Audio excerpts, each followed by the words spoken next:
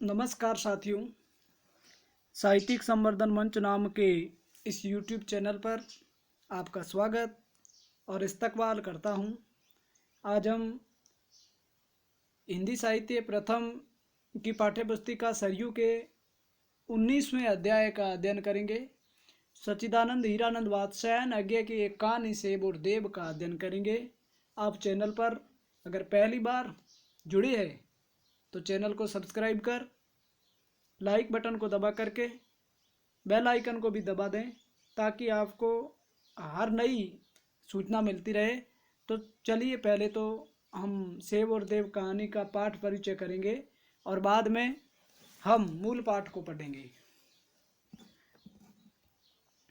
सेब और देव कहानी के माध्यम से आगे ने जहाँ एक और यह स्पष्ट संदेश दिया है कि नैतिक मूल्यों की स्थिति स्वतः स्फूर्त होती है, आरोपित नहीं। ये कहानी है और जो नैतिक मूल्य हैं वो स्वतः स्फूर्त होते हैं, ये इस कहानी का मूल भाव है। वहीं यह भी व्यक्त किया है कि मनुष्य की आस्था उसे और अधिक नैतिक बना देती है या नैतिक बल देती है। देव मूर्तियों के प्रति विशेष रुचि और आस्था रखने वाले प्रोफेसर गजानन अपने व्यक्तित्व से यह सिद्ध कर देते हैं कि आस्था में बहुत बड़ी शक्ति होती है। प्रोफेसर गजानन एक भूखे बालक को सेब के बाग से सेब चुरा कर तोड़ने पर डांटते हैं और खुद देव मंदिर में उपेक्षित पड़ी अनुपम मूर्ति जो है वो यह सोच करके उठा लेते हैं कि मंदिर में इसका रख रखाव ठीक नहीं है।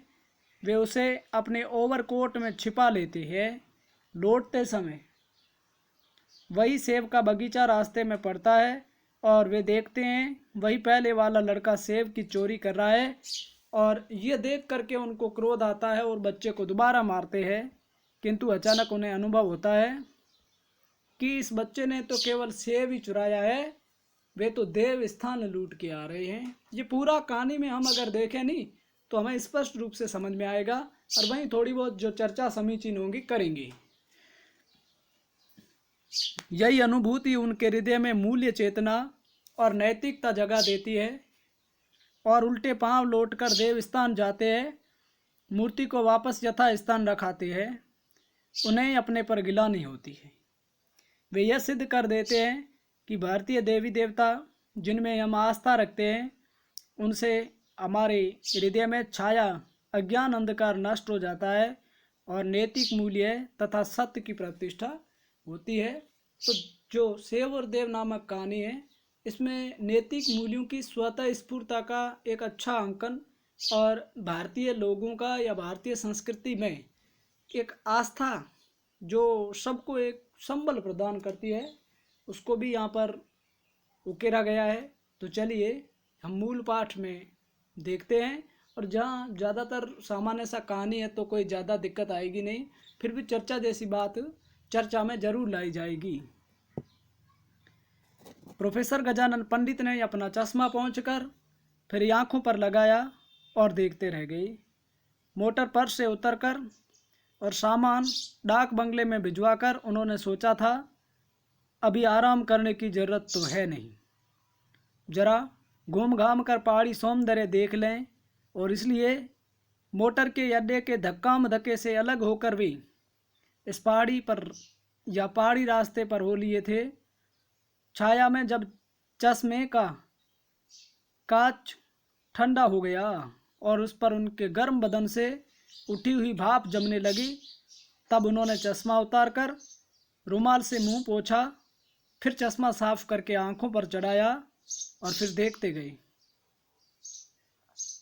पहाड़ी रास्ता आगे एकाएक खुल गया था। चीड़ के वृक्ष समाप्त हो गए। रास्ते को पार करता हुआ एक झरना बह रहा था। उसका जितना यह समतल भूमि में था उस पर तो छाया थी, लेकिन जहाँ वह मार्ग के एक और नीचे गिरता था वहाँ प्रपात के फैन पर सूर्य की किरणें भी पड़ रही थी। ऐसा जान पड़ता था कि अंधकार की कोख में चांदी का प्रवाह फूट पड़ा है। यह प्रकृति नायिका की कजरारी आंखों से स्नेह गदगद आंसुओं की झड़ी और उसके पार एक चट्टान के सहारे एक राजपूत बाला खड़ी थी। उसकी चौंकी हुई भोली शक्ल से साफ दिखता था कि प्रोफेसर साहब का वहाँ अकस्मात आ जाना उसे एकदम अनधिकार प्रवेश मालूम हो रहा है। तो ये राजपूत बाला का भी जिक्र आया है, और इसलिए ज़रूरी है कि जो बाला को देखते हैं तो प्रकृति की कुछ व्यवस्था होती है, उसमें कोई अनायास रूप से या अचानक आ जाता है। तो प्रकृति के तत्व चाहे उसमें मनुष्य ही की न हो, उनको थोड़ा ताजुब होता है, ऐसा उस बाला को भी लगता है। प्रोफेसर साहब दिल्ली के एक कॉलेज में प्राचीन इतिहास और पुरातत्व के अध्यापक हैं। ये महत्वपूर्ण है। वे उन थोड़े से लोगों में से है जिनका पैसा और मनोरंजन दोनों एक ही है। मनोरंजन के लिए भी वे पुरातत्व की ओर जाते हैं, जहाँ कुल्लू पहाड़ की सुरम्य उपत्यकाओं में भी वे सोचते हुए आए हैं कि यहाँ भारत की प्राचीन सभ्यता के अवशेष उन्हें मिलेंगे, और हिंदू काल की शिल्प कला के नमूने और धातु या प्रस्तर या सुधा की मूर्तियाँ और न जाने क्या क्या। तो कुल्लू पहाड़ी और उसकी उपत्यका यानी कि उनके नीचे की जो तलहटी है, वहाँ पर ये शोध या कुछ पाने के लिए जाते हैं। ये महत्वपूर्ण है, ध्यान रखना आप। लेकिन इतना सब होते हुए भी सौंदर्य के प्रति जीते जागते स्पंदन युक्त क्षण भंगुर सौंदर्य के प्रति उनकी आंखें अंधी नहीं है। बाला को वहाँ खड़ी देखकर उसके पैरों के पास बहते झरने का स्वर सुनते ही उन्हें पहले तो एक हंसिनी का ख्याल आया, फिर सरस्वती का। उन्होंने अपने स्वर को यथासंभव कोमल बनाकर पूछा, तुम कहाँ रहती हो? बाला जो थी उन्होंने उत्तर नहीं दिया। सभ्रम दृष्टि से उनकी ओर देखकर जल्दी जल्दी पहाड़ पर चढ़ने लगी। प्रोफेसर साहब मुस्कुराकर आगे चल दिए। बालिका का भोलापन उन्हें अच्छा लगा। सोचने लगे, कितने सीधे साधे सरल स्वभाव के होते हैं यहाँ के लोग। प्रकृति की सुखद गोद में खेलते हुए इन्हें न फिक्र न खटका है, न लोभ लालच है। अपने खाने पीने, ढोर चराने, गाने बजाने में दिन बिता देते हैं। तभी तो बाहर से आने वाले आदमी का देख करके संकोच उनको होता है। अपने आप में लीन रहने वाले इन भोले प्राणियों को बाहर वालों से क्या सरोकार। यानी कि वो उनकी प्रकृति अपने आप में, उनका मिजाज अपने आप में अलग होता है। और इसलिए आगे बढ़ते बढ़ते प्रोफेसर साहब सोचने लगे, ऐसे भले लोग न होते तो प्राचीन सभ्यता के जो अवशेष बचे हैं ये भी क्या रह जाते। खुदा ने खास्ता ये लोग यूरोपियन सभ्यता को सीखे हुए होते तो एक दूसरे को नोच कर खा जाते, उसकी राख भी न बची रहने देते। लेकिन या तो फाहियान के ज़माने का ही आदर्श है। फाहियान के ज़माने का आदर्श है कि लोग अपने घरों पर ताला भी नहीं लगाते थे, उसके बावजूद भी उनके घरों की सुरक्षा निष्पन्न होती थी। ऐसे लोग ईमानदार थे, ऐसे लोग आदर्श थे। सबको ही अपने काम से मतलब है, दूसरे के काम में दखल देना, दूसरे के मुनाफे की ओर दृष्टि डालना या माँ पाप है। लोग ढोर चरने छोड़ देते हैं, शाम को ले जाते हैं, कभी चोरी नहीं, शिकायत नहीं। खेती खड़ी है, कोई पहरेदार नहीं। मजाल क्या कि एक भुट्टा भी चोरी हो जाए। मेरे ख्याल में तो अगर मैं एक चवन यहाँ राह में फेंक दूँ तो कोई उठाएगा भी नहीं कि न जाने किसकी है और कौन लेने आई। ऐसा विश्वास है, ऐसे उनके यकीन है यहाँ के लोगों के आदर्शपन पर। रास्ता अब फिर गिर गया था, लेकिन चीड़ के दीर्घकाय वृक्षों से नहीं। अब उसके दोनों ओर थे सेब के छोटे छोटे लचीले गात वाले पेड़, डार डार पर लदे हुए फलों के कारण मानो विनय से झुके हुए हों। क्योंकि जहाँ सार होता है वहाँ विनय भी अवश्य होता है। यह महत्वपूर्ण है, जिसमें सार होता है, जिसमें विनय भी होगा। क्षुद्र व्यक्ति ही अविनयी हो सकता है। और कभी कभी हवा से झूम से जाते हुए कुल्लू के जगत प्रसिद्ध सेवों की प्रशंसा प्रोफेसर साहब ने सुन ही रखी थी। कई बार से मंगा कर खाए भी थे, लेकिन आज इस प्रकार पेड़ पर लगे हुए असंख्य फलों को देखकर उनकी तबीयत खुश हो गई। आगे देखिए, और इससे भी अधिक खुशी हुई इस बात की कि गंध और स्वाद और रस की उस विपुल राशि का न कोई रक्षक कहीं देखने में आता है, न बचाव के लिए बाड़ तक लगाई गई है। पहाड़ी सभ्यता के प्रति उनका आदर भाव और भी बढ़ गया। क्या शहर में इस तरह बाग रह सकता है? फलों के कभी पकने की नौबत न आती और न ही तो स्कूल कॉलेजों के लड़के ही टिड्डी दल की तरह आकर सब साफ कर देते।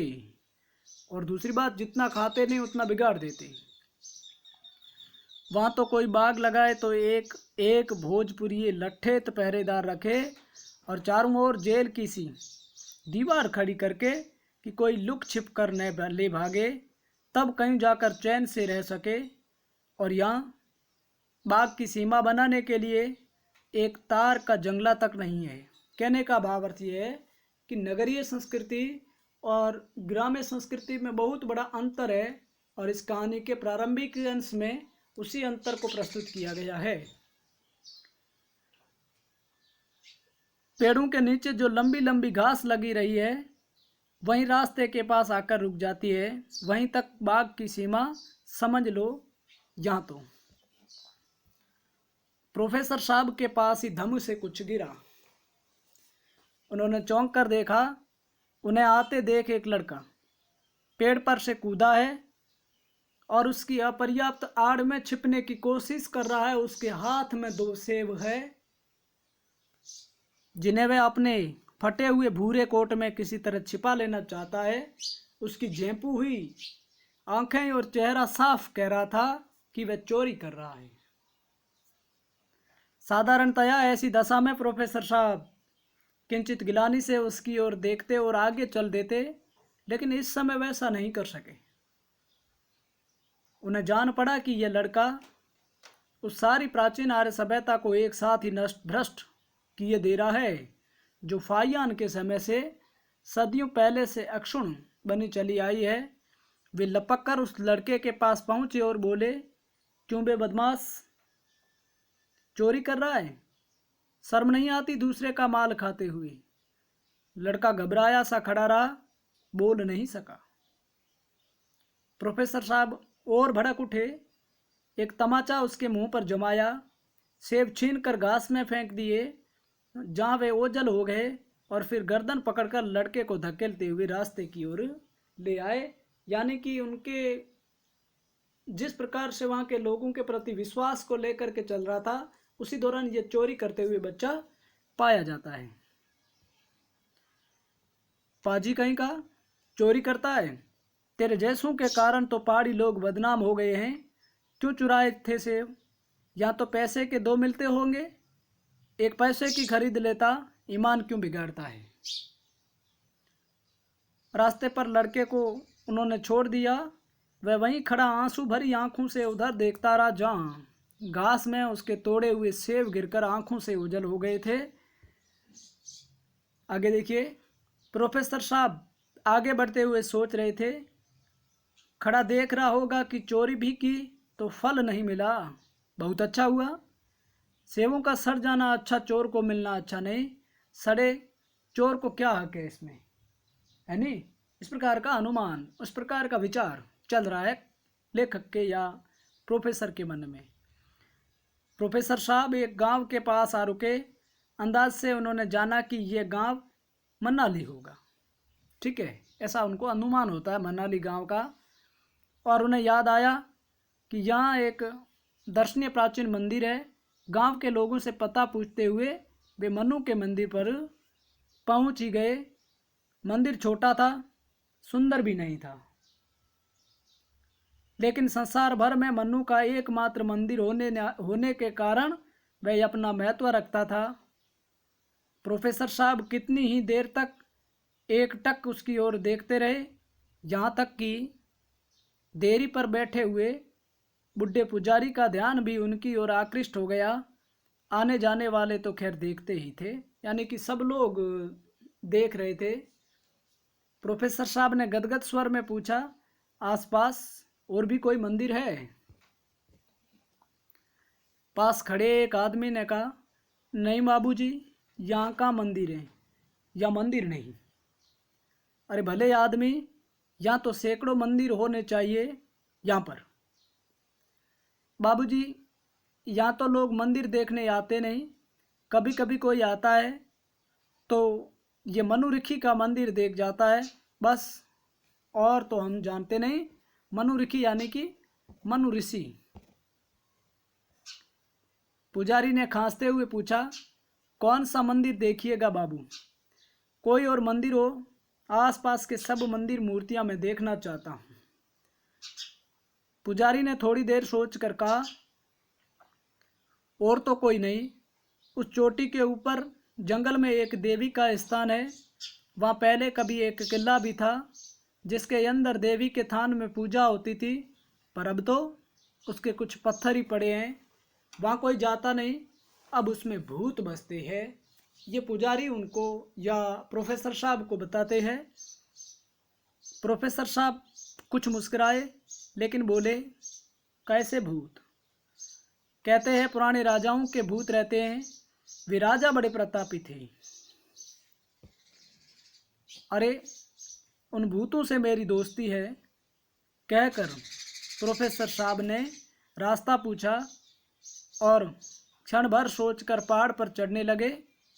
पुजारी ने पास ही बताया था तो मील भर से अधिक नहीं होगा, और अभी 3 बजे है, शाम होने तक मजे में बंगले पर पहुंच जाऊंगा। जंगल का रूप बदलने लगा। बड़े बड़े पेड़ समाप्त हो गए, अब छोटी छोटी झाड़ियां ही दिख पड़ने लगी। यहाँ पड़ाव का वह मुख था जो हवा के थपेड़ों से सदा पिटता जा रहा था। जाड़ों में तो बर्फ की चोटें यहाँ लगे हुए पेड़ पौधों को कुचल डालती। प्रोफेसर साहब की समझ में आने लगा कि यहाँ ऊंचा शिखर किले के लिए बहुत उपयुक्त जगह है, और यह भी वे जान गए कि यहाँ बना हुआ किला उजड़कर कितनी जल्दी निरअवशेष हो जाएगा। आगे देखिए, झाड़ियाँ भी छोटी होती चलीं, घास की बजाय अब पथरीली जमीन आ गई, क्योंकि मनु ऋषि का जो मंदिर था वो किसी पहाड़ी पर था जिसमें किसी तरफ कोई बनी हुई पगडंडी नहीं थी। जिधर चले जाओ वहीं मार्ग। कहीं कहीं लाल पत्थर के भी कुछ टुकड़े दिख जाते जो शायद किले की इमारत में कहीं लगे होंगे, नहीं तो उधर लाल पत्थर नहीं होता। कहीं कहीं पत्थर और मिट्टी के स्तूप आकार, टीले की आड़ में कोई गाढ़े रंग की पत्तों वाली झाड़ी लगी हुई दिख जाती तो वह आसपास की उजाड़ सूनेपन को और गहरा कर देती। सांझ के धुंधलके में ऐसी झाड़ी को देखकर स्तूप में धूम्रवत निकलते हुए प्रेत की कल्पना होना कोई असंभव बात नहीं थी। ये द्वंद्व चलते हैं प्रोफेसर साहब के। एक ऐसे ही स्तूप की आड़ में प्रोफेसर साहब ने देखा एक गड्ढे में कीच भरी है, जिसकी नमी से पोसे जाते हुए 2 वृक्ष खड़े हैं, और उनके नीचे पत्थर का एक छोटा सा मंदिर है जिसका द्वार बंद पड़ा है। प्रोफेसर साहब ने कुंडे में अटकी हुई कील निकाली तो द्वार खुलने की बजाय आगे गिर पड़ा। उसके कब्जे उखड़ गए थे। उन्होंने किवाड़ को उठाकर एक और धर दिया। थोड़ी देर पीछे हटकर खड़े रहे कि बंद और सील के कारण बदबूदार हवा बाहर निकल आए, और फिर भीतर झांकने लगे। तो यानी कि उस मनु ऋषि के मंदिर को, जिसके बारे में वहां पुजारी ने बताया था, प्रोफेसर साहब वहां पहुंच गए। मंदिर की बुरी हालत थी। भीतर न जाने कब बल्ली पशुओं के सींग, बकरे के और हिरण के पड़े हुए थे जो सूख कर धूल रंग के हो गए थे। उन पर कीड़े भी चल रहे थे। फर्श के पत्थरों के जोड़ों में काई उगाई थी। उन सींगों के ढेर से परे देवी के काले पत्थर की मूर्ति एक और लुढ़क गई थी। पास में पड़ी गणेश की पीतल की मूर्ति जंग से विकृत हो गई थी। केवल दूसरी ओर खड़ा श्वेत पत्थर का शिवलिंग अब भी साफ, चिकना और सीधे हुए सिपाही की तरह शांत खड़ा था। शिवलिंग के बारे में कहा गया है, आसपास की जर्जर अवस्था में उसके उस दर्प उन्नत भाव से ऐसा जान पड़ता था मानो क्रुद्ध होकर वह कह रहा हो, मैं इस निभृत अंतशाला में आकर मेरे कुटुंब की शांति भंग करने वाले तुम कौन। आगे देखिए आप। 2 मिनट प्रोफेसर साहब देरी पर खड़े खड़े ही उस दृश्य को देखते रहे। फिर उन्होंने बांह पर टंगा हुआ अपना ओवरकोट नीचे रखा। एक बार चारों ओर देखकर निर्जन पाकर भी जूते खोल देना ही उचित समझा और भीतर जाकर देवी की मूर्ति उठाकर देखने लगे। मूर्ति अत्यंत सुंदर थी, 500 वर्ष से कम पुरानी नहीं थी। इस लंबी अवधि का उस पर जरा भी प्रभाव नहीं था, या नहीं पड़ा था, या पड़ा था तो पत्थर को और चिकना करके मूर्ति को ही सुंदर बना गया था। मूर्ति कहीं बिकती तो 3-4 हजार से कम की न होती, किसी अच्छे पारखी के पास हो तो 10,000 भी कुछ अधिक मूल्य न होता, और ये यहाँ उपेक्षित हालत में पड़ी है। न जाने कब से कोई इस मंदिर तक आया भी नहीं है। प्रोफेसर साहब ने मूर्ति ठीक स्थान पर सीधी करके रख दी और फिर देरी पर आकर उसका सौंदर्य देखने लगे। 500 वर्ष से ये यहीं पड़ी होगी। न जाने कितनी पूजा इसने पाई होगी, कितनी बलियों के ताजे गर्म पूत रक्त से स्नान करके अपना देवी सौंदर्य निखारा होगा। और अब कितने वर्षों से इन रेंगते हुए कीड़ों की लंबी लंबी जिज्ञासी मूंछों की गिलानी जनक गुदगुदाहट सह रही होगी। उफ, देवत्व की कितनी उपेक्षा। इस प्रकार से उस समय जो मूर्ति की स्थिति है उसका जिक्र किया गया है। अब आप आगे देखें। मानव नश्वर है, ये मर जाए और उसकी अस्थियों पर कीड़े रहेंगे, ये समझ में आता है। लेकिन देवता, पत्थर जड़ है, उसका महत्व कुछ नहीं, लेकिन मूर्ति तो देवता की है। देवत्व की चिरंतनता की निशानी तो है, एक भावना है, पर भावना आदरणीय है। ये पंक्ति महत्वपूर्ण है कि जो भावना है, जो हमारी निष्ठा है, जो हमारी आस्था है, वो आदरणीय है। और यहाँ इसी चीज को विशेषकर सांकेतिक किया गया है। आगे देखिए, क्या यह मूर्ति यहीं पड़े रहने के काबिल है? इन कीड़ों के लिए जिनके पास श्रद्धा को दिल नहीं, पूजने को हाथ नहीं, देखने को आंख नहीं, छूने को त्वचा नहीं, टटोलने को ये हिलती हुई गंदी मूछें है। ये मूर्ति कहीं ठिकाने से होती। न जाने क्यों प्रोफेसर साहब ने एकाएक मंदिर द्वार से हटकर चारों ओर घूमकर देखा, फिर देखा। न जाने क्यों आसपास निर्जन पाकर तसल्ली की श्वास ली और फिर वहां आ खड़े हुए।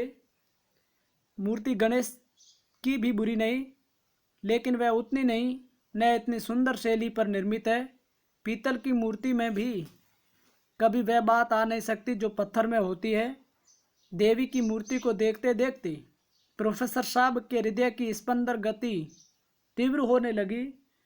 इतनी सुंदर जो थी वे फिर आगे बढ़कर उसे उठाने के लिए या उठाने को हुए, लेकिन फिर उन्होंने बाहर झांक कर देखा, पर वहां कोई नहीं था, कोई आता ही नहीं था। उस बेचारे उजड़े हुए मंदिर के पास किसे परवाह थी निर्जन को अपनी दीप्ति से जगमग करती हुई उस देवी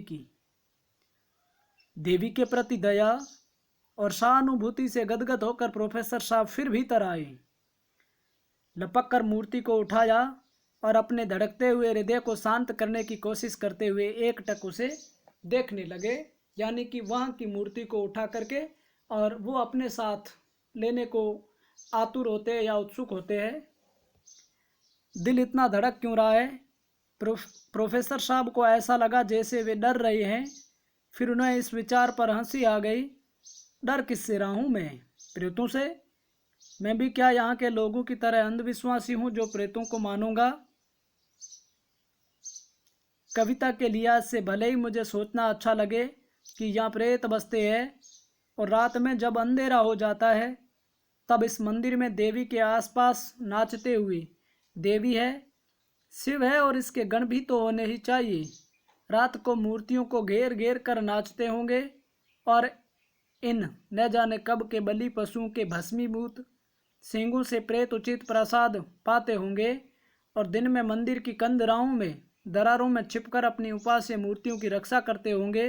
देखते होंगे कि कौन आता है, क्या करता है। एक बार पुनः इस प्रकार के दिमाग में विचार प्रोफेसर साहब के चलते रहते हैं। आगे देखिए, उन्होंने फिर मूर्ति को रख दिया और लौट कर देखा। उन्हें एकाएक लगा जैसे उस अखंड नीरवता में कोई छाया सी आकर उनके पीछे भागकर कहीं छिप गई। प्रेत वे फिर रुकती सी हंसी हंसकर बाहर निकल गए। इस घोर निर्जन में मेरे शहर के शोर से उलझे स्नायुओं को और ऊर्जा दिया है। इसी नतीजे पर वे पहुंचे और फिर मंदिर की ओर देखने लगे। दिन ढल रहा था। मंदिर की लंबी पड़ती हुई छाया को देखकर प्रोफेसर साहब को ऐसा लगा मानो वह दूर हटती हटती भी मंदिर से अलग होना नहीं चाहती, उसे चिपटी हुई है, मानो उसकी रक्षा करना चाहती हो, मानो ये मंदिर और उसकी मूर्तियाँ उस छाया की गोद के शिशु हो। प्रोफेसर साहब का मन भटकने लगा। अभी वो मूर्ति उठाने के विचार से पहले कई सारे ऊहापोह में उलझ जाते हैं। आगे देखिए, इजिप्ट के पिरामिड में या इजिप्ट के पिरामिड भी इतने ही उपेक्षित पड़े थे। यह मंदिर आकार में बहुत छोटा है, वे विराट थे, लेकिन उपेक्षा तो यही थी। उनमें भी न जाने क्या क्या बातें फैला रखी थी भूत प्रेतों की। अंत में यूरोप के पुरातत्वविद साहस करके वहाँ गए, उन्होंने उनमें प्रवेश किया और अब संसार के बड़े संग्रहालयों में वे खजाने पड़े हैं और महत्व के अनुरूप सम्मान पाते हैं। फिलाडेल्फिया के अजायब घर में तूताखामेन की वह स्वर्ण मूर्ति, उस 9 शेर खरे सोने का मूल्य 30,000 रुपये होगा। फिर प्राचीनता का मूल्य अलग और उसमें जड़े हुए हीरे जवाहरात का अलग, कुल मिलाकर लाखों रुपए की चीज वह है। वे फिर भीतर गए, मूर्ति उठाई और रखकर बाहर आ गए। उन्होंने फिर सब ओर देखा, कोई नहीं था। सूर्य भी एक छोटे से बादल के पीछे छिप गया था। एकाएक उनकी घबराहट का कारण स्पष्ट हो गया था। कुछ ठंडी सी जानकर उन्होंने जल्दी से ओवरकोट पहना और भीतर चले गए। तो एक बार फिर पूरे अपने तसल्ली देते हुए मूर्ति को उठाने के लिए मंदिर के भीतर जाते हैं। मूर्ति के उपयुक्त यह स्थान कदापि नहीं है। मंदिर है पर यहाँ पूजा ही नहीं होती। वह कैसा मंदिर? और गांव वाले परवाह कब करते हैं? या मंदिर भी गिर जाए तो शायद महीनों इन्हें पता ही न लगे। कभी किसी भटकी हुई भेड़ बकरी की खोज में आया हुआ गडरिया आकर देखे तो देखे, या मंदिर को या मूर्ति को पड़ा रहना देना या पड़े रहना देना पाप है। इस निश्चय पर आकर भी उन्होंने एक बार बाहर आकर तसल्ली की कि कोई देख तो नहीं रहा है। तब लौटकर मूर्ति उठाकर जल्दी से कोट के भीतर छिपाई, किवाड़ को यथास्थान खड़ा किया, बूट के हाथ में उठाए और बिना लौट कर देखे भागते हुए उतरने लगे। यानी कि मूर्ति को लेकर के प्रोफेसर साहब रवाना होते हैं। जब देवी का स्थान और उसके ऊपर खड़े दोनों पेड़ों की फुनगी तक आंखों की ओट हो गई, तब उन्होंने रुककर बूट पहने और फिर धीरे धीरे उतरते हुए ऐसा मार्ग खोजने लगे जिससे गांव में से होकर न जाना पड़े। शिखर के दूसरे मुख से ही वे उतर सके। गांव मील भर पीछे छूट गया था। सेबों के बगीचे फिर शुरू हो गए थे। कभी कोई मधु पीकर अगाया हुआ मोटा सा काला भौरा प्रोफेसर साहब के कोट से टकरा जाता था। कभी कोई तितली आकर रास्ता काट जाती थी। सूर्य की धूप लाल हो गई थी। ये सब अपना ठिकाना खोज रहे थे। प्रोफेसर साहब भी अपने ठिकाने की ओर जा रहे थे। उनका हृदय आह्लाद से भर रहा था। उनका पहला ही दिन कितना सफल हुआ था, कितना सौंदर्य उन्होंने देखा था और कितना सौंदर्य, बहुमूल्य सौंदर्य उन्होंने पाया था।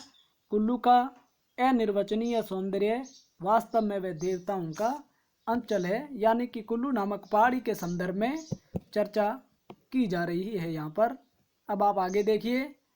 उस समय प्रोफेसर साहब के भीतर जो कुल्लू के प्रेम का ही नहीं, मानव प्रेम का, संसार भर की शुभेच्छा का रस उमड़ रहा था, उसकी बराबरी कुल्लू के रस भरे सेब भी क्या करते। प्रोफेसर साहब की स्नेह उड़ेलती हुई दृष्टि के नीचे वे मानो और पक्कर रस से भर जाते थे। उनका रंग कुछ और लाल हो जाता था। कितने रस गदगद हो रहे थे प्रोफेसर साहब। सेब के बाग में फिर वही धमाका हुआ। प्रोफेसर साहब ने देखा एक लड़का उन्हें देखकर शाख से कूदा है, यानी कि शाखा से कूदा है। उसके कूदने के धक्के से फलों की लदी हुई शाखा भी टूट कर आ गिरी है। प्रोफेसर साहब ने रोब के स्वर से कहा, क्या कर रहा है? लड़के ने सहम कर उनकी तरफ देखा। वही लड़का था। हाथ का थोड़ा सा खाया हुआ सेब वह कोट के गुलूबंद के भीतर छिपा रहा था। प्रोफेसर साहब के तन में आग लग गई। लपक कर बालक के कोट का गला उन्होंने पकड़ा, झटका देकर सेब गिराया। 2 तमाचे उसके मुंह पर लगाते हुए कहा, बदमाश, फिर चोरी करता है? अभी मैं डांट के गया था, बेशर्म को शर्म भी नहीं आई। उन्होंने लड़के को छाती में धक्का दिया। वह लड़खड़ा कर कुछ दूर जा पड़ा, गिरने को हुआ, संभल गया। फिर एक हाथ से कोट को वहीं से थाम कर जहाँ प्रोफेसर ने धक्का दिया था, एक दर्द भरी चीख मारकर रो उठा। चीख सुनकर प्रोफेसर साहब को कुछ शांति हुई, कुछ आनंद सा हुआ। विद्रूप से उन्होंने कहा, क्यों दुखती है छाती? और छिपाओ से वहाँ पर। इस प्रकार से जो बालक है वो दोबारा आता है और उनके साथ में वही व्यवहार प्रोफेसर साहब करते हैं जो आते वक्त पहले किया था। बात में भरे हुए तिरस्कार को और तीखा बनाने के लिए उनके हाथ ने उनका अनुसरण किया। उठकर तेजी से प्रोफेसर साहब के ओवरकोट के कॉलर में घुसा। एकाएक प्रोफेसर साहब पर मानो गाज गिरी। एक चौंधिया देने वाला आलोक क्षण भर उनके आगे जलकर एक वाक्य लिख गया, इसने तो सेब चुराया है, तुम देवस्थान लूट लाए हो। यानी कि वो भी अपने ओवरकोट में कुल्लू नामक पहाड़ी में मनुरिखी के मंदिर की जो सुंदर मूर्ति है उसको छुपा करके लाते हैं, और जो ही उस बालक को मारते हैं तो उनका हाथ वहाँ चला जाता है जहाँ पर मूर्ति स्थापित थी। तो उनके मन में, उनके दिमाग में एक सीरन सी पैदा हो जाती है। प्रश्न उठता है कि वो बच्चा है सेब चुरा रहा है और आपने तो पूरे देवस्थान को लूट लिया। तब आप देखें आगे। सहमे हुए, स्तंभित से प्रोफेसर साहब क्षण भर खड़े रहे, फिर धीरे धीरे उल्टे पांव गांव की ओर चल पड़े। तर्क उन्हें सुझाने लगा कि बेवकूफ़ी है, उनकी दलील बिल्कुल गलत है, तुलना आधारहीन है। लेकिन वे न जाने कैसे इस सब बुद्धि की प्रेरणा के प्रति बहरे हो गए थे। जैसे कोलाहल बढ़ने लगा, उसे रोक रखने के लिए उनकी गति भी तीव्रतर होती गई। जब वे आंधी की तरह गांव में से गुजरे, तब घर जाता हुआ प्रत्येक व्यक्ति कुछ विस्मय से उनकी ओर देखता और उन्हें लगता कि वे उनकी छाती की ओर देख रहे हैं, जैसे उस काले ओवरकोट में छिपी हुई देव मूर्ति को, या देव मूर्ति की ओर उसके पीछे प्रोफेसर साहब के दिल में बसे हुए पाप को वे खूब अच्छी तरह जानते हैं। अच्छा आगे देखिए। अंधेरा होते होते वे मंदिर पर पहुंचे। किवाड़ एक और पटक कर उन्होंने मूर्ति को यथास्थान रखा। लौट कर चलने लगे तो आसपास के वृक्ष अंधेरे में भयानक हो गए थे। सुनसान ने उन्हें फिर सुझाया कि वे एक निधि को नष्ट कर रहे हैं, लेकिन जाने क्यों उनके मन में शांति उमड़ आई। उन्हें लगा कि दुनिया बहुत ठीक है, अच्छी है, निराली है। तो इस प्रकार से ये निधि उसी मूर्ति को कहा जाता था, या कहा गया जो उपेक्षित पड़ी थी। लेकिन जो आस्था है, जो निष्ठा है, जो विश्वास, वो बड़ा होता है। तो इस प्रकार से सेब और देव कहानी सामान्य सी कहानी है और अच्छे से समझ में मुझे ऐसा लग रहा है आई हुई होगी, क्योंकि इसमें कोई ज़्यादा कठिनता इस स्तर के बच्चों के लिए है नहीं, क्योंकि 12वीं क्लास के स्तर की है। तो कहानी बहुत सामान्य है, और कहानी तो सब कहानी होती है, सामान्य ही होती है, समझ में आई होगी। और अच्छे से आपने अगर समझा है तो और बेहतर से आप समझ सकते हैं। यदि आप पहली बार सुन रहे हैं तो चैनल को सब्सक्राइब कर बेल आइकन दबा करके साझा करें, और फिर देखिए मिलते हैं नए वीडियो के साथ। तब तक के लिए आप सभी को जय हिंद, वंदे मातरम।